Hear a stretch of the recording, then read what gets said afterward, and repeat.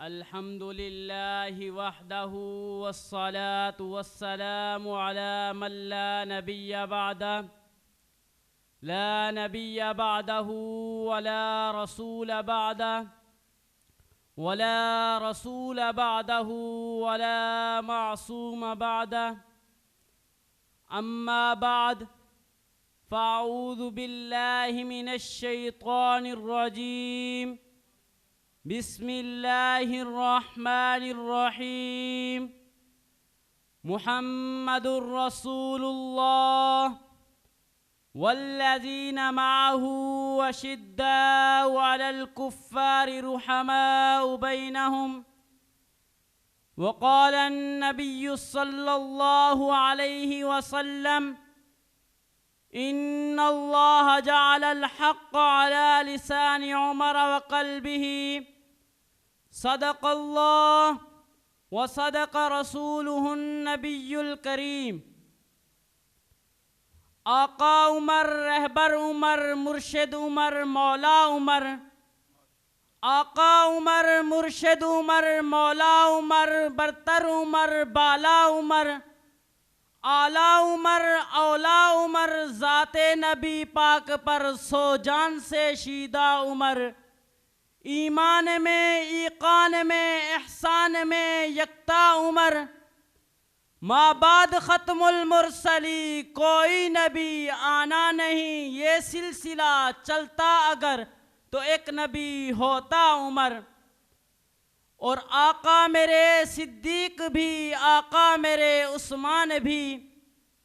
آقا میرے صدیق بھی آقا میرے عثمان بھی ایک طرف ہیں مولا علی ایک طرف ہیں مولا عمر سامعین محترم آج میں آپ حضرات کے سامنے جس عظیم ہستی کا ذکر خیر لے کر حاضر ہوا ہوں تاریخ کی سنہری اوراق میں اسے امیر المؤمنین سسر نبی داماد علی امیر المؤمنین امام العادلین سیدنا فاروق اعظم رضی اللہ عنہ کہا جاتا ہے سامعین محترم حضرت ابراہیم علیہ السلام نے دعا مانگی ربنا وبعث فیہم رسولا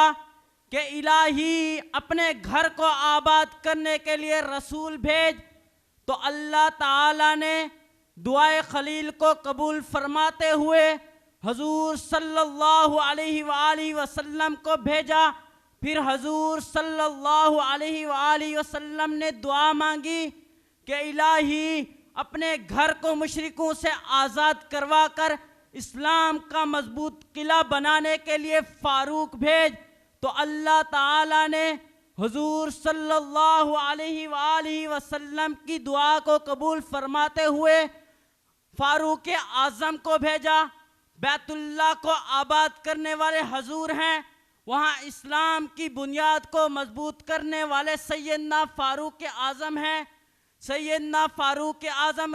جب اسلام قبول کیا تو آپ صلی اللہ علیہ وآلہ وسلم کی اجازت سے کعبہ کا دروازہ کھلوا کر پہلی مرتبہ اعلانیہ نماز پڑھی تمام صحابہ براہ راست آقا انعامدار صلی اللہ علیہ وآلہ وسلم کے فیض یافتہ تھے یہ آپ صلی اللہ علیہ وآلہ وسلم کی محنت و تربیت کا اثر تھا کہ ہر صحابی کو آپ صلی اللہ علیہ وآلہ وسلم کے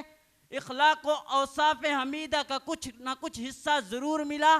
کسی کے حصے میں صداقت آئی کسی کے حصے میں شجاعت آئی کسی کے حصے میں سخاوت آئی کسی کے حصے میں امانت اور دیانت آئی کسی کے حصے میں حلم و حوصلہ آیا کسی کے حصے میں تدبر آیا کسی کے حصے میں زہد آیا کسی کے حصے میں تقوی آیا اور فاروق اعظم وہ عظیم انسان ہے جن کے حصے میں عدل و انصاف آیا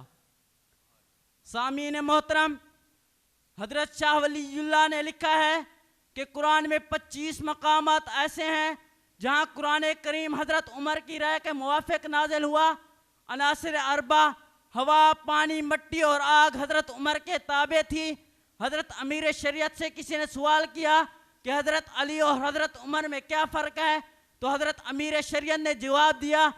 علی مرید پیغمبر ہیں عمر مراد پیغمبر ہیں. حضرت علی دولت اسلام کے دروازے پر خود چل کر رہے ہیں. حضرت عمر دولت اسلام کی عزت و شوکت بن کر آئے ہیں. حضرت علی نے اسلام قبول کیا تو اسلام نے حضرت علی کو طاقت و عزت عطا فرمائی, اور حضرت عمر نے اسلام قبول کیا تو اسلام نے طاقت و عزت پائی. حضرت علی نے اسلام قبول کیا تو اسلام نے حضرت علی کے قلب و جگر کو روشن اور منور کیا. حضرت عمر نے اسلام قبول کیا تو اسلامی تعلیمات سے پوری دنیا کو روشن اور منور کیا.